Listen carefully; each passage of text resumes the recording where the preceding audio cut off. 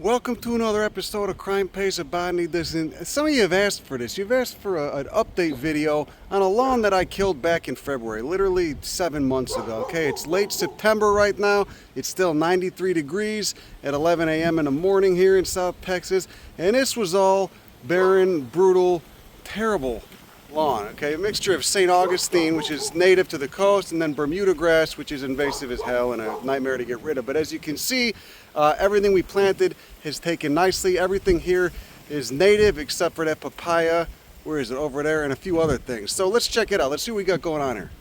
Okay, now as you can see, this is probably the most unsightly portion of the lawn. It's a work in progress. I saved this for last. You can see they're very spooktacular here. They did a good job on the Halloween decorations. They got even a Halloween pinwheel, all the nice stuff.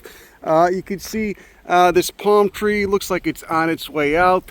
It's a non-native, it's probably a Washingtonia palm, but you can see it's dropping seeds. Those inflorescences drop seeds everywhere, so you do get seedlings germinating. We just rip them out. Eventually it'll go and be gone, but that's the only thing that was remaining here. The rest, the lawn, everything got ripped out with a sod cutter. Okay, you can use cardboard and mulch too. Mulch is extremely important. Anyway, you can see we got the nice sign too, okay, which I had made. It's my drawing, I had it made. I believe in being loud, you know, letting people know you intentionally did this. You didn't just let your yard go, and letting people know that you actually have a problem with lawns. Okay, you got a beef with lawns, which you should if you have any sense about you. So let's take a look at what we planted. First off, we got these native Ruellia species. They call them wild petunias. No relation to petunias at all. They're not blooming right now. They get a beautiful purple flower there in the Acanthus family, Acanthaceae. We got a number of interesting plants here. You can see I planted some of these leguminous spiny shrubs. They're too close together. They'll have to be thinned out in a year or two, but I just wanted to prevent that sun from baking that ground. I just immediate cover. That's what they're good for, because it's so hot here. You know, the hotter it is, the harder it makes other stuff to grow. So you just want to get that cover going quick, and then you can remove it if you want to. This is Vitellia farnesiana. Produces a flower that smells absolutely wonderful. It was used in French perfume. Oh, hi, Detective. This is Detective. She's a wonderful little mutt. I don't know who this guy is. I think he's her new suitor. Anyway, Vitellia farnesiana, legume family, Fabaceae. It's in the pea family, and it gets these yellow flowers on it that you could smell from 15 feet away. It smells absolutely great. It's a pioneer species, so it tends to pop up in empty lots. You know, the rules of succession, ecological succession, but I planted it here because I knew it grows fast as hell, and you just got to prune it as it grows. Just prune those bottom branches, etc., and it'll eventually form a nice tree. And you don't have to feel bad about taking it down because they grow fast and they can be weedy as hell. It's a native weed. See, there's one of those palm tree seedlings. We don't want that there. We got our nice native Yucca trichuliana. We got a hackberry, which is important host plant for a number of butterflies, and produces edible berries that are actually delicious. They're pretty sweet. They call it granjeno. That's the common name for it, and it's in the same family as cannabis. Over here we got Salvia bellata flora, blue flowered sage. It's a native salvia. It smells great. The flowers are cool. It loves sun. It could just take a beating from the sun. All right, this is our native Malvastrum americanum right here. The Texas tortoises love to eat that. I didn't plant that. That just showed up. And this is just a little brush pile. I got to get rid of this. We got an Abutilon species, another Yucca trichuliana, Echinocereus cactus, the Echinocereus eniacanthus. Right there, Jatropha dioica, aka the leather stem. This is actually Olnea tessota from, it's a desert ironwood from the Sonoran Desert. Right, next desert over, not from this one. We got more Echinocereus. This is Portulaca pilosa. It's in a family that's sister, that is next over from the cactus family on the evolutionary tree. So this is a closely related family to the cactus family, Portulacaceae. Many of the Portulacas are edible. This one is really good. It's got the succulent storage, and then it can just take the full sun, as you see. This is Echinocereus fitchii. This was actually a rescue from a demolition where a landowner was destroying intact native thorn scrub to graze cattle. Great idea. Anyway, not very intelligent. More Echinocereus eniacanthus. We got Amarus is the genus there, which is in the Rutaceae, the citrus family. Verbicina virginica. As you can see, it's got those winged stems. Asteraceae is the family. You can see it's about to flower right now. Right over here we got Myrospermum, which is kind of a rare and endangered legume. Beautiful white pea-looking flowers. It's a small tree. Smells incredible when it blooms. Real big hit with the bees as well as the moths. Over there we got Echiandia, which is related to agave. It's in the asparagus family. It produces spikes of yellow flowers. Over there we got our native Sable Mexicana, our sable palm. One of the horticultural agave species. I forget where I got it. This is an actually endangered plant. One of Texas's rarest plants. Essenbeckia runionii is this species right here. It grows in resacas. I think it's only known from one location that's left in the wild. The rest have been destroyed. Oh, it looks like the jack-o'-lantern decoration blew over in the wind. That's okay. You know, we really got to give it to them they're really big on the Halloween decorations. They get more Halloween decorations than they do Christmas decorations, though they do get up on the roof for the Christmas decorations too. You can see they got a spider on the roof right there. And here we got a white flowered form of Salvia farinaceae, a wonderful Texas native sage. Smells great. This is Hibiscus striatus, which produces giant pink flowers and is actually kind of a rare plant. They can get upwards of 12 feet tall. This is a seedling I grew from a plant I got in my yard. Many hibiscus are self-fertile, so if you only have one plant, you'll still get good seed out of it. It needs a little bit more water than it's getting here, a little bit more water and sun. They kind of grow in wetland areas, but the flowers on them are huge. And over here we got one of the nopales. Okay, one of the prickly pears, a hummingbird pollinated prickly pear. It produces a really cool red flower. Opuntia, I think it's Coccinellifera. No, they're a dime a dozen. I actually rescued this. It was just dumped in an alley. You can cut those pads off and root them, and they are edible. Over here we got Salvia coccinea. What a great weedy salvia this is. This thing is very aggressive. Okay, each one of those little calyces, those brown conglomerations of fused sepals, has 2 to 4 seeds inside, and they just pop up readily. The hummingbirds love them. It's like hummingbird crack. Really important plant. Volunteers readily. Over here we got Eisenhardia texana, aka I think the common name is fiddlewood. It's also in the legume family, as you can tell from those pinnate leaves. And then those, if you look at those flowers, they're basically just elongated pea flowers. The butterflies absolutely love this, all right? And the leaves, the foliage smells kind of good. It's got terpenes. We got our papaya as well. They do die back, you know, if we get, you know, a 3-hour freeze in the winter in the morning. But, you know, they come right back. They die back and they come right back. Oh, this guy, Malvaviscus arboreus. I can't stress enough what a great plant this is. This is a living hummingbird feeder, and it also produces edible fruits. It produces these little berries that are kind of sweet, and then, you know, you chew on them, you chew the pulp off gently with your teeth, and then you spit out the seeds and you can grow new seeds. You can see it's got that epicalyx. It's related to hibiscus, same family, the cotton family and the chocolate family. Really important plant right there. All right, and like I said, most Malvaceae members are self-fertile, so even if you only have one plant, you get good seed. This can get upwards of, if it's irrigated, it can get upwards of 12 feet tall. I got one in my yard, it's like 12 feet tall. The hummingbirds are fighting each other over the flowers. It's a living hummingbird feeder. All right, and I keep my yard irrigated because I have so much life depending on it now that were I to turn the irrigation off, this stuff would still survive, but it wouldn't be flowering and it wouldn't be providing nectar or pollen for any of the cool pollinators. Right here, this is a volunteer. This is a white brush, Aloysia gratissima, and those are the single-seeded fruits. Okay, so we'll grab these off of this inflorescence. They were flowers once. Now they're just putting out seeds. 2 months ago they were flowering. They smell incredible when they flower. Really important planters. So I'm going to save these. Actually, you could just even spread them around. But that's a great volunteer. This thing pops up readily. Smells great. And over here we got Trixus inula. It's not flowering now, but it has bushed out. I planted this as a little plug, a 2-inch plug about that wide and about 8 inches deep. I got it from Heaps Nursery in Harlingen. It was like $2. $2 plant. 6 months later, it's about 6 feet wide and just going off. Oh God, this neighbor's about to turn some sort of, you know, gas-powered vehicle. I don't know what he's doing. I gotta hurry this up. But to mow his lawn, that'd be fucking hilarious. And over here we got a Cytherexilum berlandii, which is another great plant right here. It produces these berries. This is the only one on it for now, but you'll see bushes covered in these berries. The birds absolutely go batshit over them. The flowers smell incredible. Verbenaceae is the family, which is in the order of sages, Lamiales. You got those opposite leaves, opposite as opposed to alternate.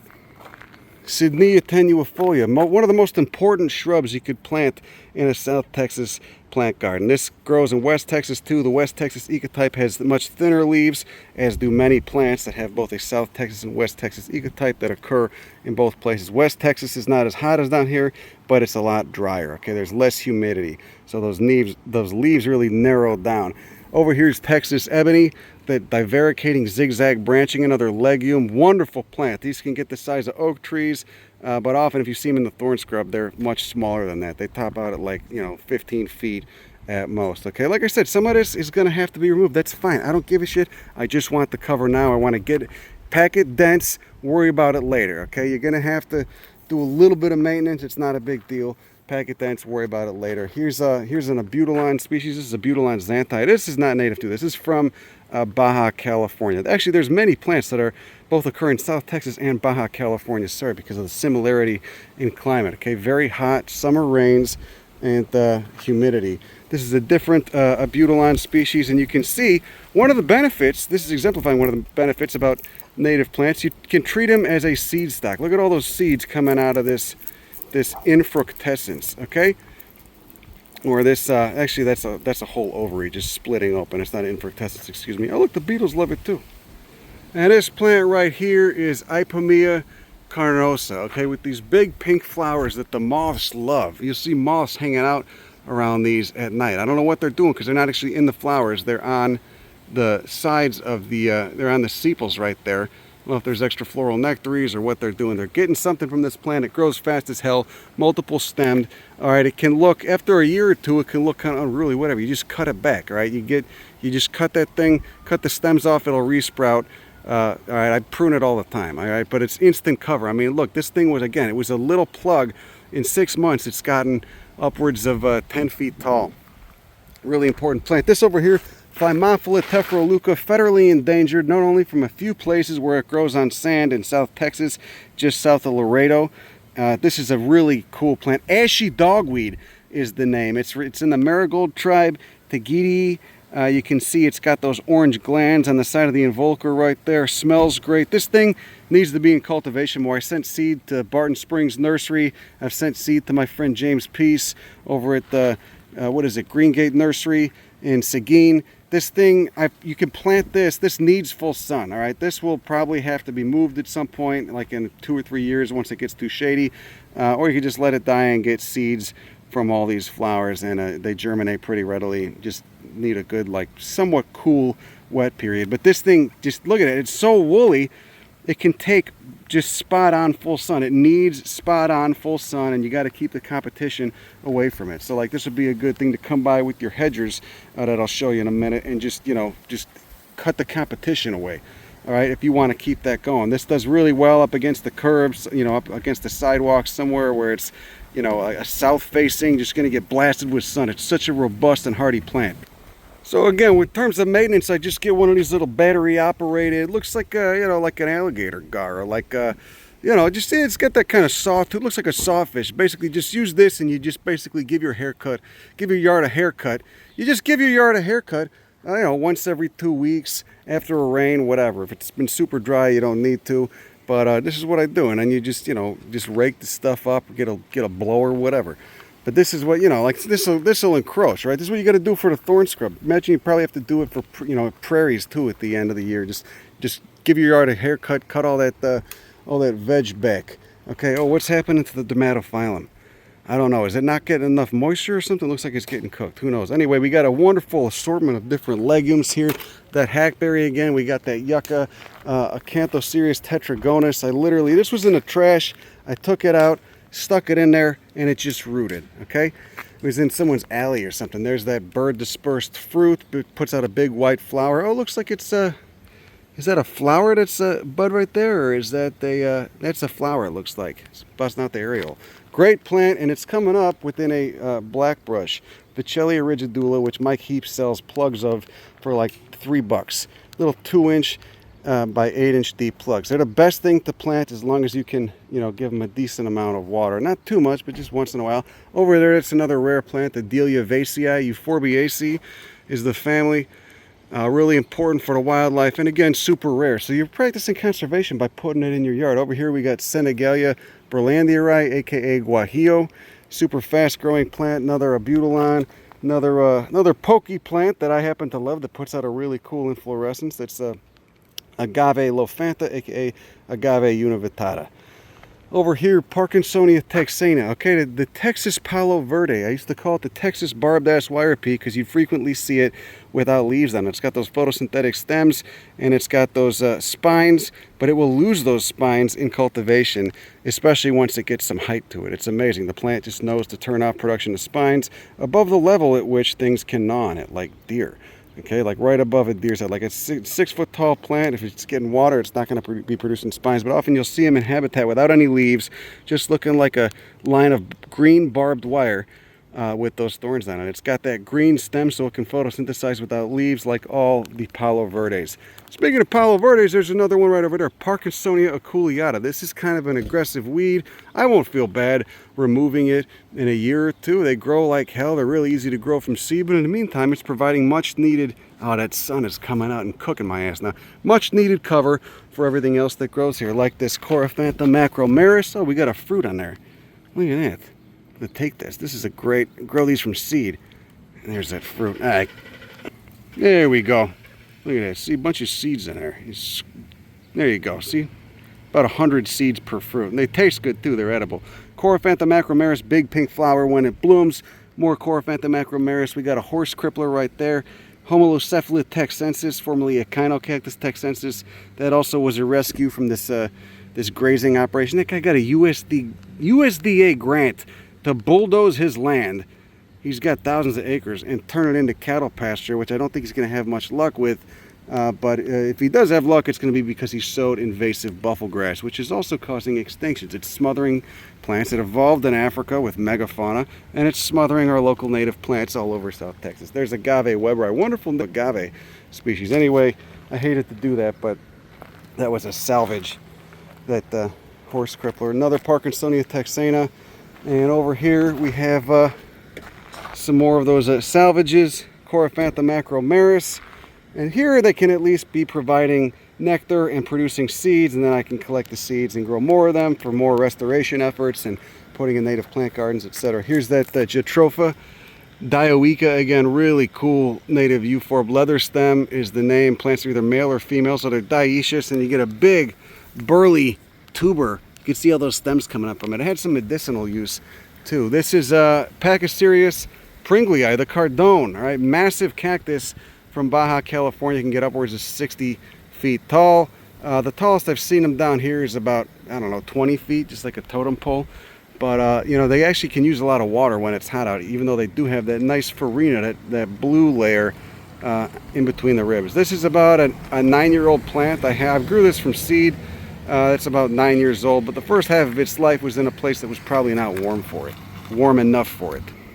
Now moving right along, you can see they got this great patio area too to, you know, post up. They don't have anything here. Now they do. They got the nice little rug and some chairs, but it is blazing hot. This is going to provide so much benefit for this right here. You get one of these trees, or like a black brush or that Senegalia. Once it gets big enough, it'll be providing shade. Actually, I think this is what is this, a tepewahe?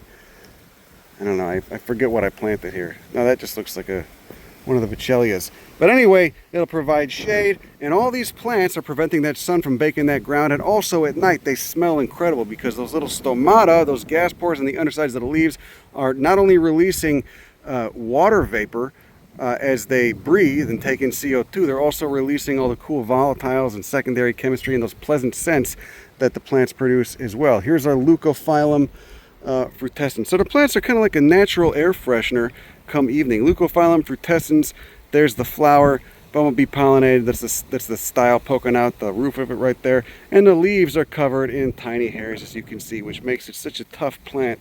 And that's why it often grows on like bare limestone escarpments in South Texas.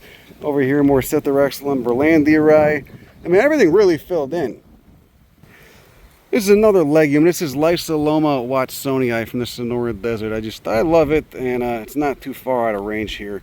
But you can see it's maybe not used to the humidity. It's growing somewhat slowly. Here's Stachytarfata, which is in Verbenaceae. This guy needs a little bit of water, needs a little bit of moisture, doesn't like, it's not too drought tolerant when it's hot out, but the bees absolutely go batshit over it. Here's more Sydnea tenuifolia, the skeleton leaf. You could see it's just a daisy. It just produces those solitary flowers on escape, but it's always covered in butterflies. It produces a shit ton of seed. Each one of those little yellow flower heads produces tons of seed.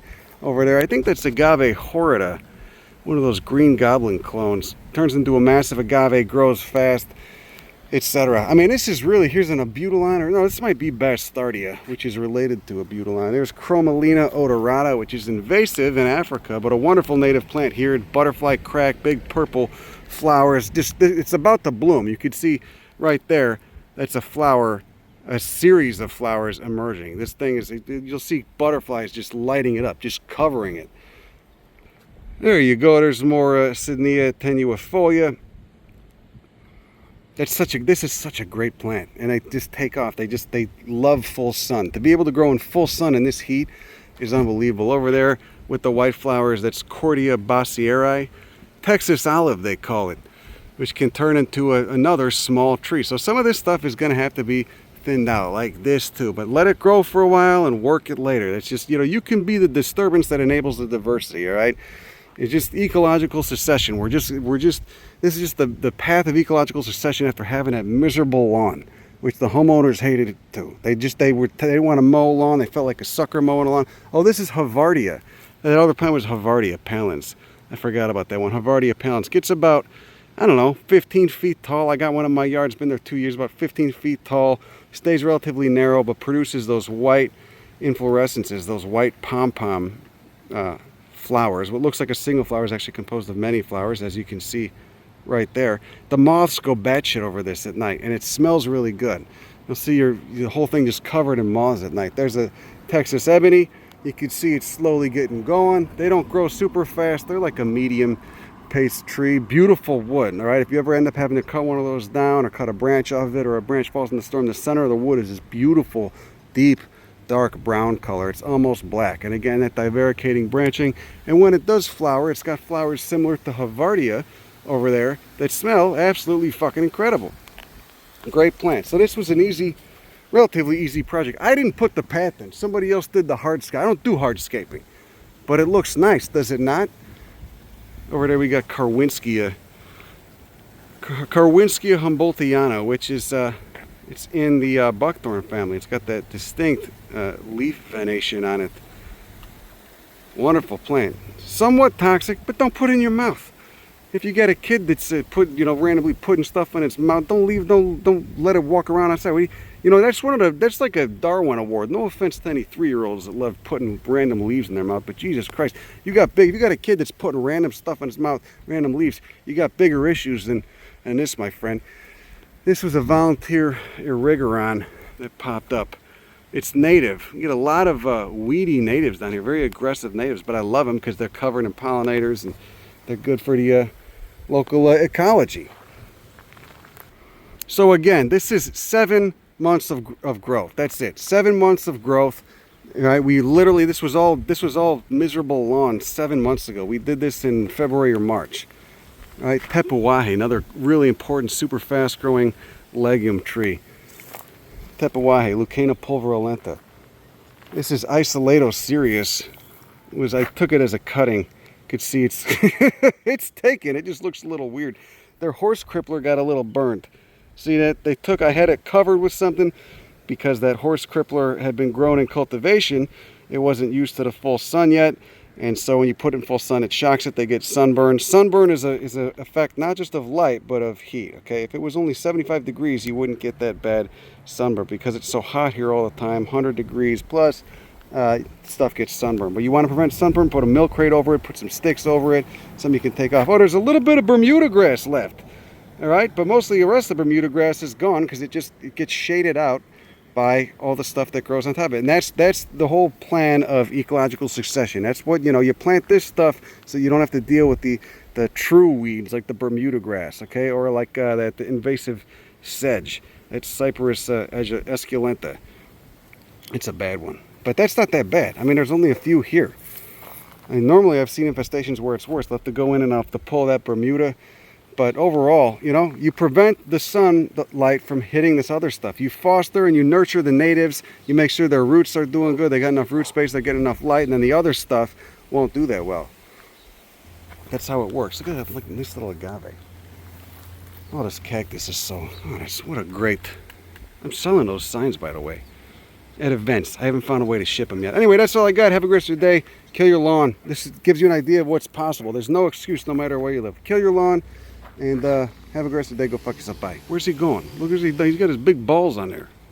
Oh, I forgot to talk about the ground cover. Salvia miscella. This is such a great little sage. It's a native and pretty rare little purple sage that just spreads and forms a nice ground cover. Great lawn replacement.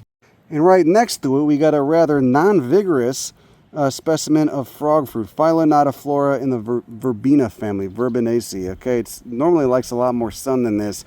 All right, it's taken over my yard. It can form a mat that tall.